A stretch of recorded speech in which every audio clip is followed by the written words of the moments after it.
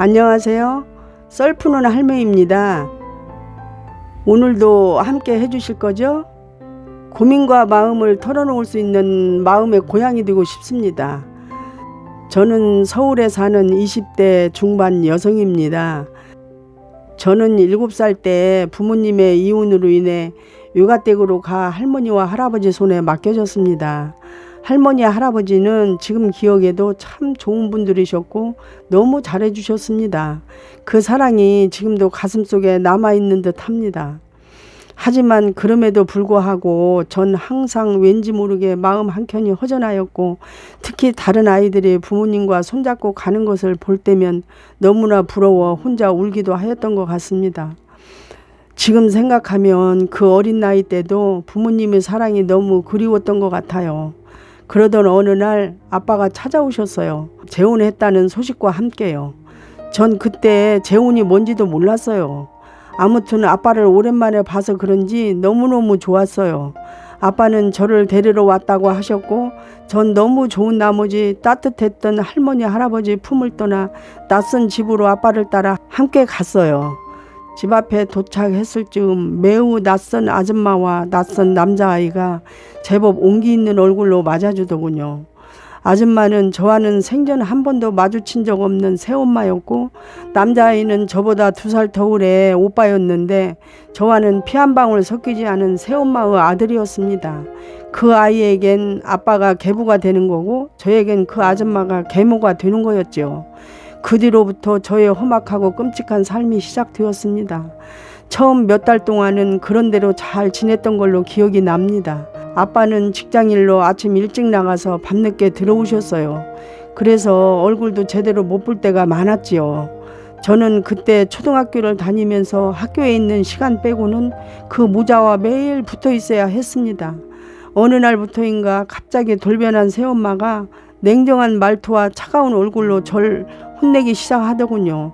잔심부름은 물론 온갖 청소, 화장실 청소까지 그 어린 나이에 손이 부르트도록 일을 했어요. 아무리 시키는 대로 열심히 하여도 새엄마의 미움은 점점 커졌고 오빠와 차별도 엄청 났습니다. 그 뒤로 점점 학대는 심해졌고 나중에는 밥도 안 주고 오빠가 먹다 남은 것만 먹게 하더군요. 온갖 생트집을 잡으며 툭하면 때리기 일쑤였고 정말 지금도 생각하면 너무 끔찍합니다. 시키면 뭐든 다 해야 되는 종이나 다름없이 살았어요. 분하고 서러워서 구석에 앉아 울고 있음 울고 지랄이냐 하면서 모자가 같이 때리더군요. 어느 날 아빠한테 사실을 말했는데 살다 보면 혼돈하고 맞기도 한다면서 잘못했다고 무조건 비를 하면서 저만 달래주었습니다. 아빠가 그리 말을 하니 전 어디 누구한테도 저의 상황을 말할 수 없었고, 지금 생각하면 학교 선생님도 새엄마랑 상담 요청을 하셔서 아이가 우울하고 어딘가 모르게 다른 아이들과 다르다고 가끔 얼굴에 멍자국도 보이고 하는데 혹시 무슨 일 있냐고 새엄마에게 물었던 기억이 납니다. 그때 새엄마는 시침이 뚝 떼고 집에서 너무 착하고 활발하게 잘 있고 말도 잘 듣는다고, 멍자국은 아마도 지 오빠랑 심하게 장난치다 넘어진 자국이었던 것 같다고 하면서 아무 문제 없다고 말했습니다. 그때 그 악마의 미소를 잊을 수가 없네요. 그렇게 고통스럽고 억울한 지옥 같은 생활을 하루하루 보내며 어느덧 중학교에 입학하게 됐으며 15살이 되었습니다. 정말 끔찍한 지옥은 지금부터였습니다. 어느 날 엄마도 외출하고 오빠와 단둘이 있는데 갑자기 옷을 벗으라고 했어요. 저는 싫다고 하면서 뒷걸음질을 쳤는데 갑자기 발로 배를 걷어차더니 제가 숨도 제대로 못 쉬고 엎어져 있는데 강제로 옷을 벗기기 시작했어요. 전 그 상황에서도 온 힘을 다하여 밀치고 물어뜯기까지 하며 몸부림쳤으나 가만 안 있으면 죽여버리겠다고 하면서 사정없이 주먹으로 후려치기 시작하더군요. 전 의식이 흐릿해지기 시작하였고 어렴풋이 저한테 몹쓸 짓을 하는 것을 느낄 수 있었습니다.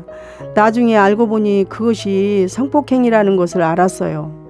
성폭행이란 단어를 여러 번 들어봤지만 뭔지 정확히 몰랐거든요. 그 새엄마의 아들이 저에게 오늘 일을 누구에게도 말해서는 안 된다. 발설하게 되면 넌 나한테 죽는다. 아주 무섭게 협박을 했어요. 그 뒤로도 새엄마와 아들의 구박과 학대 그리고 협박이 계속 이어졌으며 전 몸과 마음이 만신창이가 되었고 정신이 반 나간 듯 두렵기만 했어요.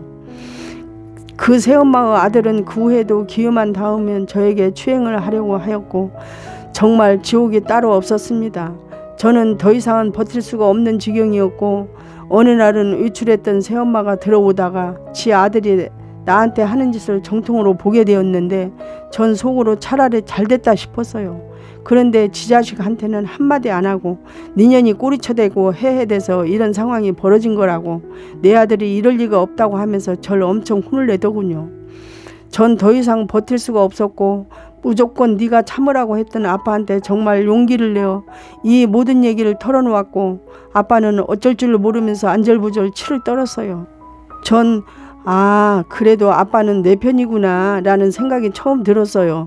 그 다음 날인가 아빠가 저에게 할 말이 있으니 밖으로 나오라 하시더니 비장한 얼굴로 말씀하시는데 좀 먼 곳에 조그만 거처를 마련했으니 혼자 나가서 살라고 하셨어요. 학교도 전학시켜주고 생활비를 보내줄 테니 그리 하라 했어요. 전 할머니 할아버지한테 보내달라고 하려 했으나 두 분께 민폐를 끼치는 것 같아 그 말은 차마 못했습니다. 집에다가는 외갓집으로 다시 갔다고 말할 테니 절대로 눈에 띄면 안 된다고 부탁했어요. 그러면서 하는 말이 이런 일은 절대로 입 밖에 내서는 안 된다며 신신당부를 하셨습니다.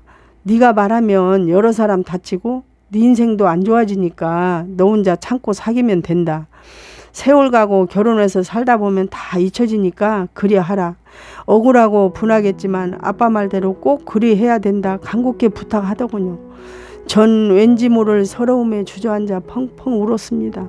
하지만 어린 나이에 아빠가 고맙기도 한편으론 너무 야속하기도 했습니다. 하지만 무엇보다 그 모자를 안 보고 살 수 있다는 게 정말 너무 좋았습니다. 그리하여 한참을 울고 난 후 아빠와 그리 하겠다고 약속했습니다. 세월이 어느 정도 흘러 전 이제 직장도 다니고 남들과 다름없는 평범한 생활을 하고 있습니다. 남자친구도 생겼고요. 남들이 보기엔 정상적이고 어떤 이는 저에게 행복해 보인다고까지 말합니다. 하지만 저는 어떤 행복도 어떤 기쁨으로도 누르지 못할 피눈물이 마음 한켠에서 계속 남아있는 것을 느낍니다. 세월이 지나 그 엄청난 트라우마를 이젠 다 극복한 건가 싶었는데 아직도 문득문득 그 시절 그 학대와 그 끔찍한 수많은 성폭행 그리고 그때는 그저 그 지옥 속에서 빠져나올 생각에 느낄 수 없었던 아빠의 그 무심한 약속, 전 그 약속을 지금도 지키고 살고 있습니다. 이 모든 것들을 남친한테 말을 해야 하는지 말했다가는 날 어찌 생각할지 누군가에게 털어놓을 수도 없는 이 수치감과 분노를 끌어안고 살아야 하는지 아니면 지금이라도 그 모자의 행동들을 까발려서 벌할 수 있다면 이 피눈물 고인 마음이 조금이라도 풀릴지 무엇이 현명한지 많은 분들께 여쭈고 싶습니다. 그 모자를 생각하면 지금도 세상에서 가장 잔인한 방법으로 죽여버리고 싶은 충동이 일어나곤 합니다. 그리고 요즘 툭하면 뉴스에 나오는 아동학대 사건을 보면서 예전 기억이 떠올라 그 아이들이 어떤 고통인지 얼마나 괴롭고 무서웠을지 저는 압니다. 정말 볼 때마다 펑펑 웁니다. 제가 이래서 앞으로 정상적인 삶을 살 수 있을지, 언제까지 편안한 척 아무 일 없었던 척 살 수 있을지 많은 분들에게 공경과 작은 위로나마 받고 싶어 이렇게 사연 보냅니다. 읽어주셔서 감사합니다. 정말이지 콩쥐팥쥐가 따로 없네. 이 못된 인간들을 어떻게 해야 되지? 그냥 놔둬서는 안 될 것 같은데. 힘내십시오. 오늘도 함께 해주셔서 감사합니다.